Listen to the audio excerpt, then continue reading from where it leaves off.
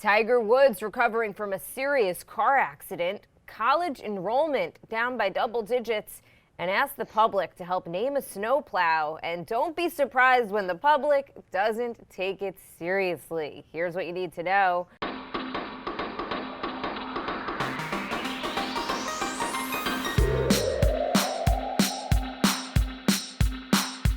Good morning, this is Cheddar's Need2Know podcast for Wednesday, February 24th. I am Jill Wagner with Carlo Versano. Carlo? Jill. How we doing? How you doing over there? You know, I meant to ask you, I noticed over the my staycation, you said, here's what you need to know, let's go. Like you added a little something. Oh, yeah, I did. Should we do that? I liked it. I don't know.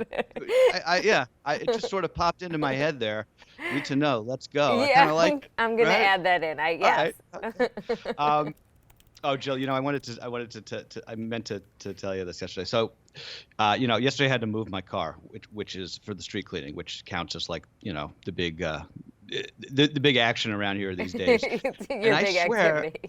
Yeah, I swear I almost got into two separate fights with people. I don't know. Maybe it's just Brooklyn being like the open air insane asylum that it is. But is everybody just on the brink of like losing it right now? Is it just happening over here? I get it. It's everywhere. But it really feels like everyone is really just about to lose their marbles. What did you do, Carlo? Like what happened? I didn't do anything. These two separate people tried to steal my spots, and there had to be words that were said, and those. It could have been worse. I'll put it that way. I'm thinking of the Seinfeld episode where somebody tried to go into a parallel parking spot, but the front way. It's like, no, we back into the spot. Okay, Carlo. Well, I'm glad you've lived to tell. Yes, I have. All right. On to some serious news here. Tiger Woods in the hospital recovering from surgery after he was seriously injured in a single car accident in Los Angeles. His doctors told the media that Woods had multiple open fractures to his lower right leg, and then he had screws and pins inserted in his foot and ankle during emergency surgery. He had to be extricated from his SUV after it had flipped over and rolled over on a notoriously dangerous road in an LA suburb. Police said there was no evidence that Woods was impaired. Scary. This was very scary stuff yesterday. I was following it as it was happening, and I got to say I was really worried there for a minute. Thankfully, it looks like Woods is expected to recover. He is awake and conscious, according to the latest update from the doctors overnight. So the obvious question now turns to his career. Even before this, Tiger Woods had undergone several surgeries in the last few years, and had really had to overcome a lot of sort of like physical repair, right? He had been training for the Masters, which is in 7 weeks. You have to assume that that's over. So the question, I think, is, will he ever play again? Which is a horrible thing to ask. I mean, Tiger Woods, obviously he's had a public life that, whatever you think of it, the man is one of the greatest athletes of our time. Bob Costas, I was watching CNN yesterday for a little bit. Bob Costas was on, and he was talking about Tiger Woods' Masters comeback in 2019, and how it was like watching a movie, how perfect, how cinematic and perfect it was. And that's the kind of, those are the kind of athletic performances that this guy has been capable of, even in his later years. But I don't know how you recover from something like this, especially at, what is he, 43, 45? Yeah, I mean, and look, he brought such an excitement to the sport. Right. Yeah. When golf, it's not like the most exciting of sports, sure. But he just had this he star broke through, power. Yeah. So we do know he was driving at high speeds. We know as well that he was wearing a seatbelt, and police say that is what allowed him to escape what, quote, otherwise would have been a fatal crash. He was in California for a shoot with Golf Digest and Golf TV. Just the day before, there were actually pictures on social media of him smiling, playing golf with Dwayne Wade and David Spade. And we know he'd recently undergone a 5th back surgery. So just, hoping for a recovery here for Tiger Woods. Yeah, and this is the third car incident really he's been in, right? Because he was arrested for on a DUI a couple of years ago, I believe in Florida, when he was on painkillers, and then of course there was the incident with his ex-wife, which was, God, almost 12 years ago now. I don't know. I mean, maybe the guy shouldn't be driving. Can I say that? Um, I think it's too soon to really speculate on anything. Sure. It was not his car, by the way. It was I guess a rental or, Hmm. because, he was there for this promotional shoot. Right. So it was not his car. So, look, I think let's withhold any sort of judgment Sure. and Yeah, you're whatever right. and just hope for his Wish him well. recovery. Okay, Absolutely. let's talk a little COVID. The first shipments of vaccines as part of the global COVAX program that's attempting to make vaccine access more equitable. So those vaccines have landed in Ghana, kicking off what's going to be the largest mass inoculation drive in human history. Global deaths continue to fall, down another 20% last week, according to the World Health Organization. In the U.S., infections still on the way down, but some experts are warning that UK variant is going to create another surge in the coming weeks. Dr. Fauci says he expects the CDC to issue guidance soon for people who have been fully vaccinated. I was looking yesterday at nursing home deaths. I was a little bit curious, and sure enough, they're down dramatically now since the vaccine the nursing home residents have started to be vaccinated. We're starting to see the effects of a mass vaccination now. It's really exciting, actually. It's phenomenal to look at these charts and just see those mortality numbers fall off a cliff. Remember, right? The majority of hospitalizations and deaths are constant from this virus are concentrated in this 5 to 10% of the population of the elderly and people with these comorbidities. Once these folks have been vaccinated, you're seeing the morbidity plummet. And that's really encouraging. I just want to, I know that I've become a broken record on this, but I think it's really important to just keep promoting that fact, right? And again, if the vaccine keeps you out of the hospital, I hesitate to say this, but COVID really does start to resemble the flu. It just in terms of something that we're going to have to manage and deal with, but doesn't have these excess deaths associated with it, Jill. Yeah, I mean, look, I think that I think we need to sort of figure out, not I don't want to get ahead of ourselves because I feel like we're already at like life post COVID, but we're still really in the thick of it here. Yeah. And I like in New York, we opened yesterday. There were fans allowed in the stands at the New York Nets games, etc. Restaurants are allowed more people. Movie theaters are opening, and I do, in some ways, I hope we're not moving too quickly. Yeah, it's true. Because It's really I feel tricky. like we're almost there, right? I Yeah. mean, we're almost at the point where there's going to be more vaccine availability and more people are going to be able to get it. I think that one thing that's different from the flu, I will say, with COVID are these long haulers, it's quite scary. Right. I don't know. I mean, I think people, for my just anecdotes I've heard, the people who've gotten sick from COVID, even if they haven't had to go to the hospital, have been so sick. But here's the thing, though, and tell me if I'm wrong here.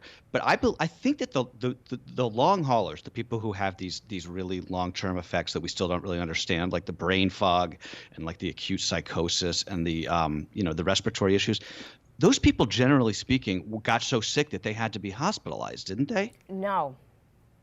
No. Okay, so maybe I'm I don't misunderstanding know. that. People Which could be case, I'm sorry. no, yeah, people can be long haulers even if they had relatively mild cases or cases Right. where they didn't need to be hospitalized. So I don't want to see us have been so good for so Yeah. long, and then say, all right, Easter's a wild card. Easter, Passover is kind of the next big super spreader thing that people are watching. Okay, But Jill, so one thing that I have was been wondering, was I there just want to anything bring else this you up. wanted to say on COVID before Even we move on? Yes, sorry, I didn't mean to interrupt you there, but No, I had this I thought. saw. I see some notes, so I just wanted to. I didn't want to skip over. One question that I had was why I don't understand why we're not allocating the vaccines by population density, like in places like New York City. Once the at-risk populations are vaccinated and the frontline workers, is there an argument that we should be pushing for people living in in big urban areas in their suburbs to get vaccinated, since they sort of drive the country's economic engine in a lot of ways. That's a controversial thing that I just said, and I don't even necessarily believe it. I just think it's sort of worth talking about and worth debating, because in New York, I still think we're not getting the doses that we need. I mean, there's 8 million people in the city. I mean, Carlo, that's definitely a controversial idea. However you do it, I just think we need to get these vaccines out quicker. And I really hope that we're, even state by state, I'm hearing like New Jersey, it's just a lot easier than New York in terms of just the process, booking an appointment. So just whatever it is, just kind of is like just still not really working. I'm not sure why. All right, switching gears, the top security officials in charge of securing the Capitol on January 6th testified that they never got the memo from the FBI warning of the possibility of unrest or worse that day. The former chief of the Capitol Police and the former sergeants at arms of both the House and the Senate mostly blaming each other and other agencies for the failure to secure the building amid the violent mob of pro-Trump rioters. The hearing, the first of several scheduled as part of the investigation into the riot, highlighted the confusion and communications breakdown that stemmed from several overlapping jurisdictions not knowing who was actually in charge. That was the takeaway from what I watched of it. It's just everyone blaming each other, pointing fingers. I mean, they literally said we didn't get the memo. It's like the line from Office Space, right? Like, did you get the memo? Watching Ted Cruz and Josh Hawley, actually, because they were on the Senate committee, watching them demand accountability for what happened on January 6th, that was something. Wow, that was really amazing to watch. Some people have no shame. By the way, still no briefing from Capitol Police on what happened that day. We had 2 briefings from the Los Angeles sheriff yesterday on Tiger Woods. Still nothing from the Capitol Police. Going on what, a month and a half, 2 months since this event happened. And also, Jill, by the way, I don't know if you've seen the pictures. I haven't been to D.C. obviously in a while, but I don't know if you've seen what the Capitol looks like today. It looks like the presidential palace in like some war-torn country after a military coup. There's huge fences, barbed wire. I mean, this is the people's house, right? They call it that because it was supposed to be open to the public. And now I don't know, are we ever going to get to visit it again? Will there ever be like tours of high schoolers going through there again? All because these absolute losers on January 6th ruined it for everybody. It's just it still makes me so angry, even after all these weeks. Onto the economy. The Fed chair made clear that the economic recovery nowhere near over and that the central bank will continue to support the economy for some time, downplaying fears that inflation is starting to rise amid all of the cheap money. Jerome Powell's comments sent the stock market roaring back from their lows. Tech stocks have been taking a beating in recent days over concerns that they have become overvalued. Tesla, for instance, now negative on the year. Stocks do come down after all. Part of the drop in Tesla has to do with its big bet on Bitcoin that we talked about a couple of weeks ago, which is now on the brink of entering a correction. I think it's down to 48,000 after being up as high as 58,000 just a couple days ago. So this skid has to do with in Bitcoin, that is, what Janet Yellen, the new Treasury Secretary, said on Monday. She called Bitcoin a, quote, extremely inefficient way of conducting transactions. And Elon Musk, who has become this big Bitcoin evangelist, he tweeted the other day that the price has actually gotten too high. So it's, you're seeing sort of like a classic correction. These stocks and Bitcoin have been too frothy for some time now. The more interesting thing, Jill, and I don't think anyone's ever said the more interesting thing is what happens in the bond market, but it actually is. And just stay with me for 2 seconds here. The yield on the 10-year Treasury bill right now is 1.35%. That's historically low, but it was 0.5% last summer. So it's starting to tick up, and that matters because the 10-year is tied to borrowing costs. So mortgage rates now are going to probably tick up if they haven't already. That could end up having the effect of cooling what has been a really hot housing market. The risk of serious inflation is still low. This is not the 1970s. I don't think anybody thinks it is. But there now appears to be this hint of fear in the market that all of the stimulus spending really needs to work in terms of stimulating the economy, or we're going to pay a price, which ends up being a risk for Joe Biden and the White House. So you're saying soon we're going to be, like wiping our car down with dollar bills and stuff? I don't think it's going to get that bad. Hopefully not. It won't get that bad. Gas, by the way, oil, gas prices are way up. A price of, I think, WTI crude was $62 a barrel yesterday, which is really high given, that we're still kind of in lockdown mode. A lot having to do, of course, with what happened in Texas. Just wanted to mention. Right. Okay, a story that we wanted to talk about yesterday that we covered in the newsletter, freshman college enrollment down 13% in 2020, while undergraduate enrollment overall down about 3%, according to new data out of the St. Louis Fed. Typically in recessions, college enrollment actually ticks up because of a lack of job prospects, but the pandemic and the switch to virtual classes made a lot of incoming college students reassess their plans. I'm actually surprised it wasn't more. I mean, I know that we talked about this before in the last year, but I couldn't imagine being a high school senior right now and trying to figure out what to do. I mean, that is already a stressful proposition when you're not dealing with COVID. I just think, I mean, I'm not sure why everybody isn't taking a gap year, especially people who went to private colleges like I did. I mean, the idea of taking out loans to pay, $40,000 or $50,000 a year to take classes on Zoom, I would never do that. I understand why people do, and I don't want to make some vast assumptions about how people handle these things, but it's just, I'm surprised. I'm surprised the numbers aren't more stark. I'm guessing that people feel like by fall that they'll be back in person in classes on campus. Yeah. I would assume so. I think some already are. Scott Galloway, our Pivot podcast host, who we're both big fans of, he thinks there's going to be just yeah, he just doesn't know it. He thinks there's going to be a big reckoning, that this is going to be a moment of reckoning for just higher education in general, with this idea of just how astronomically expensive it is to get a college degree. It's going to, a lot of these schools are going to have to really rethink their business model, and they're going to be doing a lot more online anyway. He's written a lot on this. If you want to check him out, just Google Scott Galloway newsletter. He does a really good newsletter, and he talks it comes out every weekend, and he talks a lot about this. He's really the man to listen to on this stuff. All right, Carlo, I briefly mentioned this earlier in the podcast. Basketball back in New York City. The Brooklyn Nets, playing in front of a few hundred fans for the first time in almost a year, beat the Sacramento Kings for their 6th straight win last night. It's a little bit more than a month since the Nets acquired James Harden. The team now starting to click, and they have the 2nd best record in the Eastern Conference. Across the river, the Knicks also welcome back fans at MSG. They lost to the Warriors, but they still have a chance at their first winning calendar month since 2017 ahead of the All-Star break next week. Remember when I declared my allegiance to the Nets, and then they just started to win right after that? Who out there wants me to declare my fandom for their bad team? Because clearly something that I'm doing is working. No, I'm just joking. Why don't you go back and root for the Knicks? Well, I will always be a Knicks fan, sadly, but even I can't make the Knicks good. Although they are like you just said, they are actually looking pretty exciting. I think back to the point that you were just making.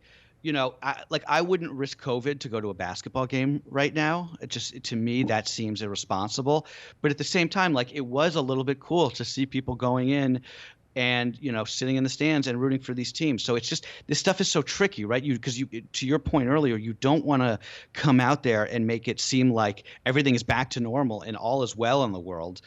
But we do need to, as things get a little better, to relax a little bit, right? It's so hard. A friend of mine is a huge Knicks fan, and he has a young son, and they went to the game last night. I learned of this solely on social media, so I have no idea. He had COVID. He had in a pretty bad case early on. Not the son, my friend. But just he was posting, what are we going to wear? He had all the jerseys lined up. Yeah. I mean, there's just a palpable excitement about events and things to do again. But we're this close. I don't know. Yeah. I guess we'll see, right? We'll see how it plays out and what happens with cases. And finally, Minnesota residents asked by the state Department of Transportation for help naming 8 snowplows. And as these things typically go, the voting immediately went off the rails. State officials say they are excluding one of the most popular submissions, abolish ICE for being too political. Some other leading contenders, Plowy McPlowface, Live, Laugh, Plow, and Edward Blizzard Hands. That's one. I like that one. Edward Blizzard Hands? Yeah. I sort of thought you would. Okay, regardless of your feelings about the Immigration and Customs Enforcement Agency, you have to admit that it is a fantastic name for a snowplow, abolish ICE. But, anytime you ask the internet to name a piece of sort of like public infrastructure or equipment, this happens. And I think it's so funny. I always love these stories. Plowing McPlowface. It's like who behind the scenes was like, you know what? Let's name our snowplow. First of all, do snowplows really need names? And it's like, whatever. I guess it's just something fun during this pandemic. Yeah, I like it. Why not, right? All right, that's going to do it for today. That's what you need to know for Wednesday, February 24th. Have a good one, guys.